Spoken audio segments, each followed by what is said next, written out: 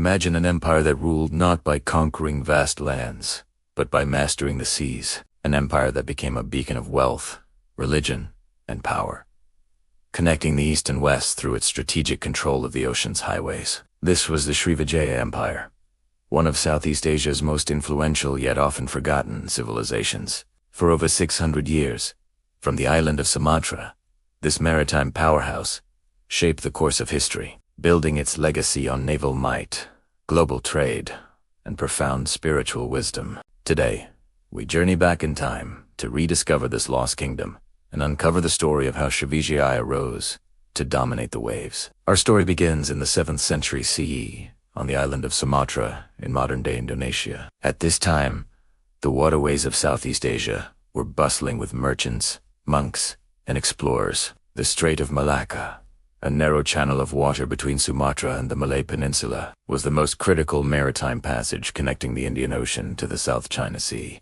Any power that could control this strait would hold the key to immense wealth and influence. It was in this dynamic environment that Srivijaya emerged. Early records, including inscriptions found in Palembang, suggest that a powerful ruler named Dapunta Hyang Srijayanasa embarked on a sacred journey, or Siddhayatra, with a force of 20,000 soldiers, establishing the foundations of the empire around 683 CE through a combination of strategic alliances, naval prowess, and the subjugation of smaller coastal principalities. Srivijaya quickly established its dominance over the key ports and rivers of Sumatra. This wasn't a conquest of land, but a conquest of water, marking the birth of a true Thalassocracy empire of the sea.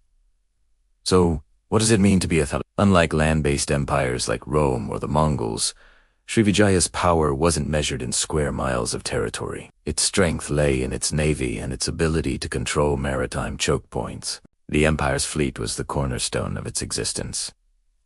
These ships weren't just for warfare. They were a mobile administration. They patrolled the Strait of Malacca and surrounding waters, offering protection to trading vessels in exchange for tolls and allegiance.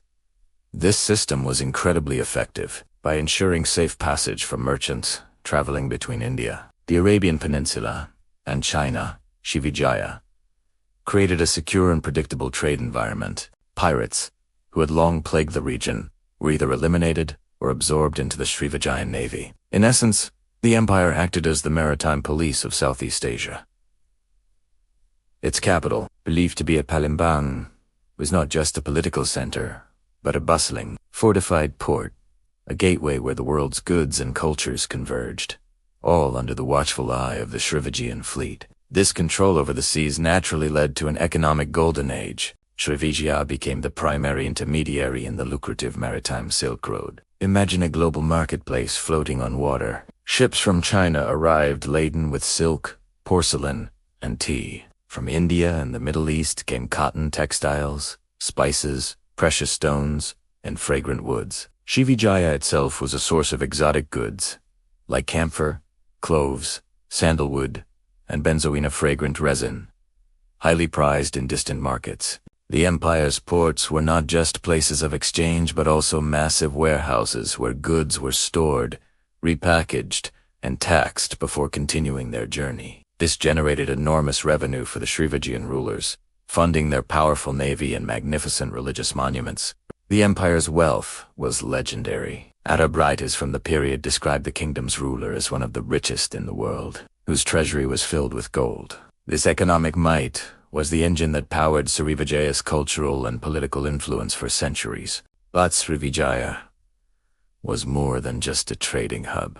It was one of the most important centers for Mahayana Buddhism in the world. As merchants and sailors traveled the trade routes, so did ideas, philosophies, and religions. Buddhism had arrived in Southeast Asia from India centuries earlier, and under Srivijaya's patronage, the empire's capital, became a renowned center of learning, attracting monks and scholars from across Asia. One of the most famous accounts comes from the Chinese Buddhist pilgrim Ye, who visited Srivijaya in the late 7th century. He was so impressed that he stayed for several years, studying and translating Sanskrit Buddhist texts into Chinese. He reported that there were over 1,000 Buddhist monks in the capital and advised other Chinese monks to spend a year or two studying in Srivijaya before proceeding to the great monastic university of Nalanda in India. This highlights the empire's role not just as a follower of Buddhism, but as a leading institution that actively contributed to its study and dissemination throughout the region. The rulers of Srivijaya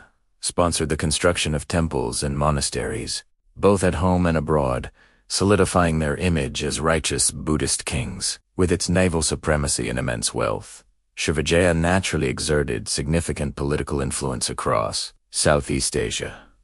Its power extended beyond Sumatra to the Malay Peninsula, parts of Java, and even coastal Borneo. Rather than direct rule, Srivijaya maintained a network of loyal vassals and allies.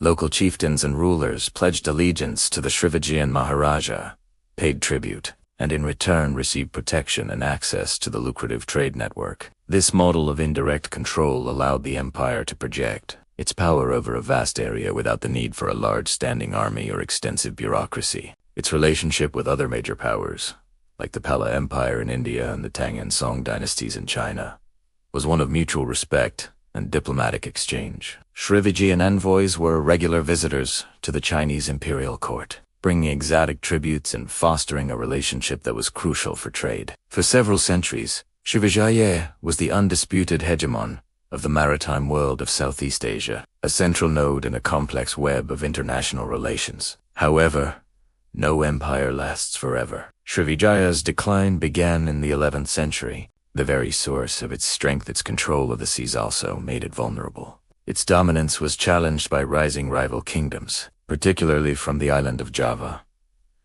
The most significant blow came in 1025 CE, when the Chola dynasty of southern India, a formidable maritime power in its own right, launched a series of devastating naval raids on Srivijayan ports. The Chola fleet sacked the capital and other major cities, weakening the empire's grip on the Strait of Malacca. Although Srivijaya recovered, it never fully regained its former glory.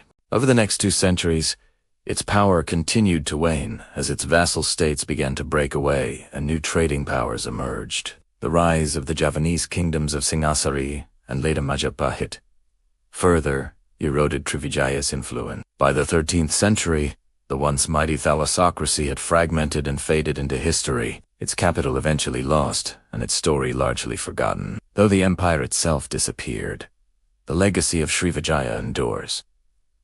It laid the groundwork for the modern maritime states of Malaysia and Indonesia, demonstrating the strategic importance of the Strait of Malacca, reality that continues to shape global geopolitics today. The empire was instrumental in the spread of Mahayana Buddhism and Malaya culture across the archipelago. Its language, Old Malay, served as the lingua franca of regional trade and became the ancestor of modern Malay and Indonesian. For centuries, Srivijaya was almost a myth, its existence known only through a few scattered foreign accounts. But through modern archaeology and the rediscovery of ancient inscriptions, the story of this great maritime empire has been slowly pieced back together. Srivijaya reminds us that history is not just written on land, but also on the waves, a testament to a civilization that understood the profound power of the sea. Thank you so much for watching. If you enjoyed this journey into the past, please like this video, subscribe to our channel, and hit the notification bell so you don't miss our next exploration of forgotten history.